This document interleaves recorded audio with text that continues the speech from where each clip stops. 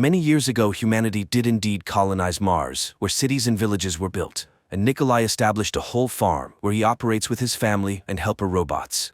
However, the grasping hands of the oligarchy reached even to the Red Planet.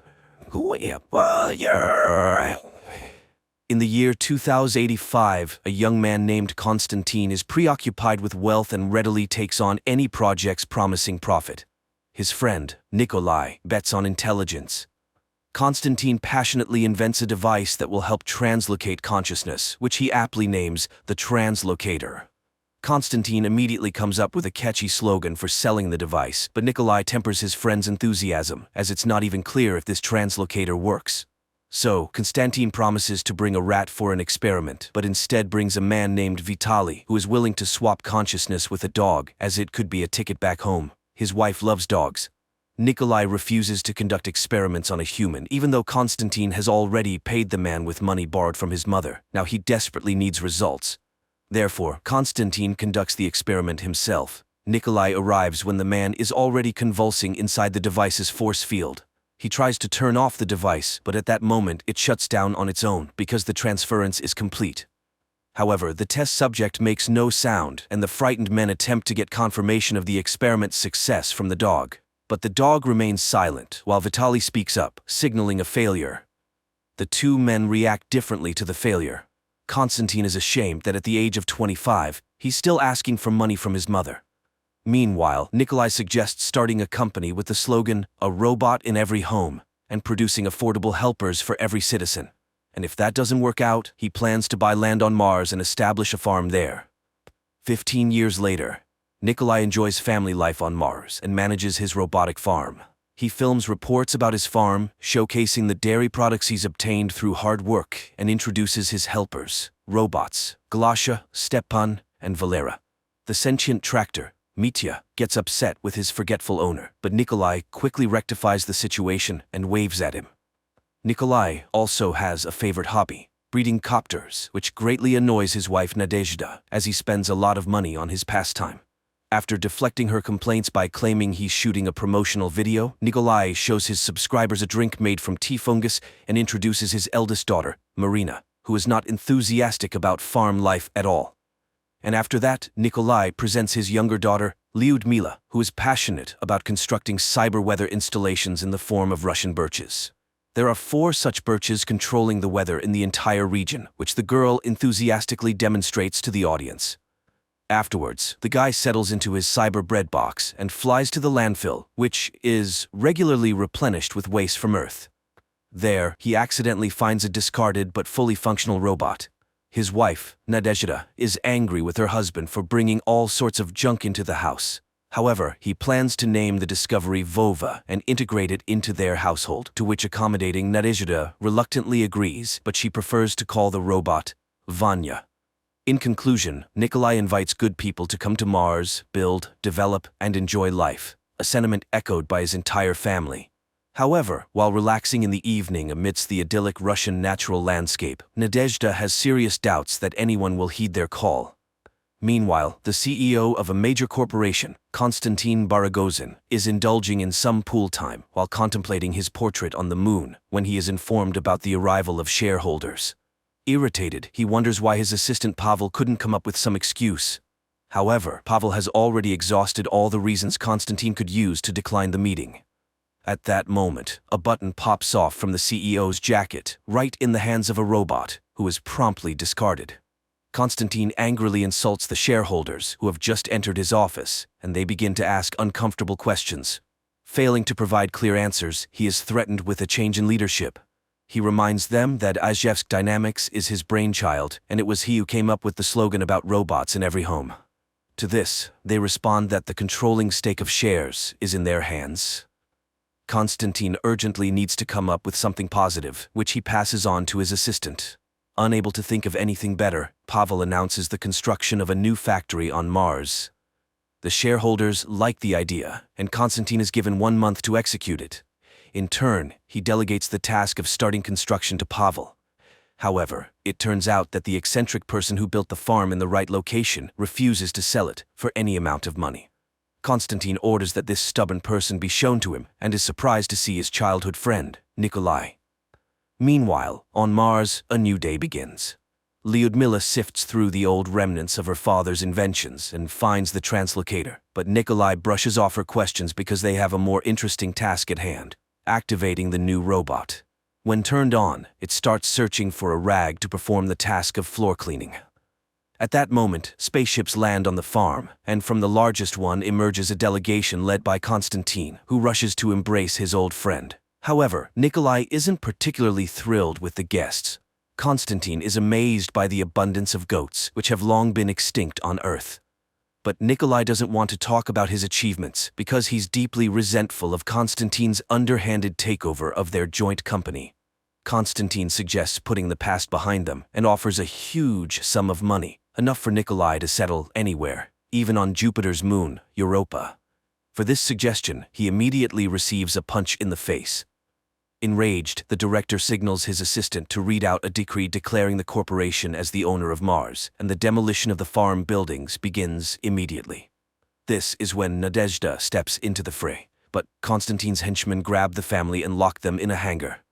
Suddenly, the man realizes that the robot Vanya is missing and sees that it is still carrying out its task. Nikolai outwits the guards and escapes from the hangar, while Konstantin's assistant tries to persuade his boss to be more lenient, since evicting people from their homes is illegal. For this, he promptly loses his job. Meanwhile, Konstantin finds a sink and starts washing up, taking off his expensive jacket, which the robot Vanya promptly mistakes for a rag and adapts it to clean the floor. An infuriated Konstantin runs after the robot, but at that moment, the workers dismantle the farm's generators, and Nikolai, who has rushed into the barn, shoves his former friend, causing him to land precisely in the translocator chair. The device activates. When it all ends, Nikolai tries to activate Vanya, but it suddenly starts speaking with Konstantin's intonation and threatens to destroy the entire farm.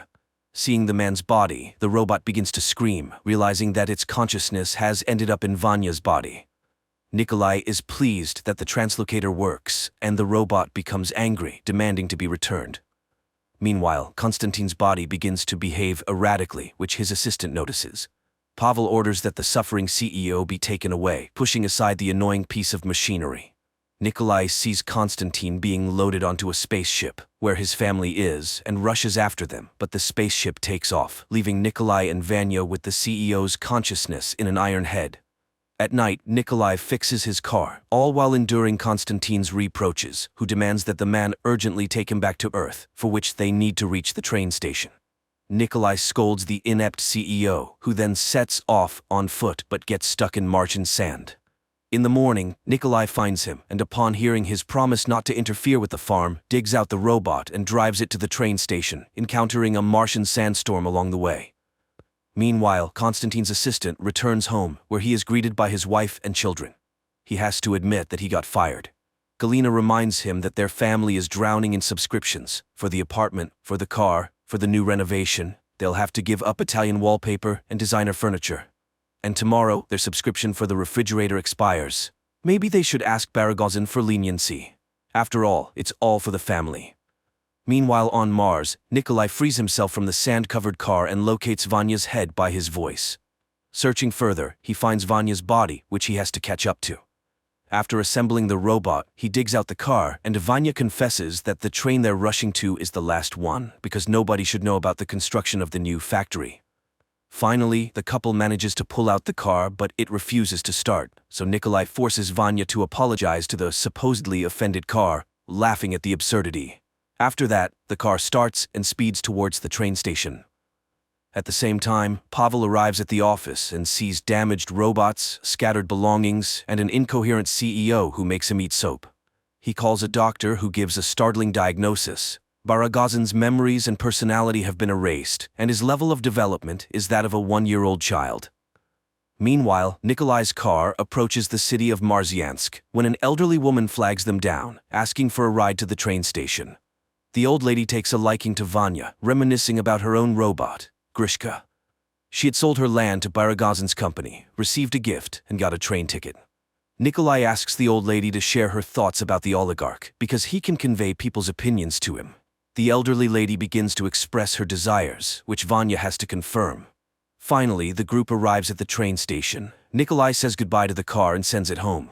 The people and the robot then board an interorbital elevator and ascend to the platforms. However, there are no tickets left for the train to Earth. Nikolai tries to negotiate with the conductor when Vanya notices a ticket with the elderly fellow passenger. Meanwhile, on Earth, Galina seeks details about the incident from her husband. It turns out that Baragozin won't start speaking and thinking somewhat normally for at least a year or two. She advises her husband not to tell anyone anything and to become the leader of the corporation and to raise a good person out of the former CEO. Pavel disagrees and the woman speaks and he pauses her. He works to fulfill all her wishes, but she's putting pressure on him. However, in reality, she's just a hologram, just like the children she made him subscribe to, even though they don't even resemble him. After expressing all his grievances, the man unpauses Galina, who, upon realizing that he had paused her, becomes furious with accusations, as he doesn't even understand what it's like. She's not doing it for herself but wants to make him successful and wealthy. He deserves it, after all. Pavel asks her to reduce the vanilla quotes option, and the hologram complies with his wishes but continues to pressure her husband. Meanwhile, Vanya brings a ticket to Nikolai, and the couple boards the train. But then, the man sees the elderly lady from earlier outside the window who can't find her ticket, and realizes where the robot got it. Vanya, pretending to be Konstantin, promises to send a shuttle for the old lady when they reach Earth, but Nikolai knows the true value of his promises. He demands that the robot apologize, return the ticket, and put the grandmother on the train. Vanya literally tosses the old lady into a moving car when the grandmother standing on the platform addresses them. It turns out that Vanya put a completely different grandmother in the car. Nikolai sends Vanya to catch up with the train and remove the wrong grandmother, while he helps the actual traveler catch up with the car. But the grandmother activates the rocket engine on her suitcase trolley and catches up with the train herself. The train departs. Vanya expresses everything he thinks about Nikolai's softness, which caused their separation in the first place. Then Nikolai switches Vanya to vacuum cleaner mode and it starts cleaning the platform, threatening Nikolai with dire consequences when it returns to its body. Vanya finds a space mail ticket. Nikolai has an epiphany. The couple heads to the post office. At the same time, Pavel is getting ready to sleep in Baragozin's residence when Galina reminds him of certain options that were not available to them. Nikolai and Vanya set out on their journey to Earth in a postal box, but there's a mix-up at the sorting, and the package veers off course to Pluto. Meanwhile, Nikolai's family returns to Mars in a hacked rescue capsule, landing in the desert. They immediately spot their car passing by. That's where the second episode ends. Folks, if you're interested in finding out what happens next, please write about it in the comments, and we'll shoot the continuation.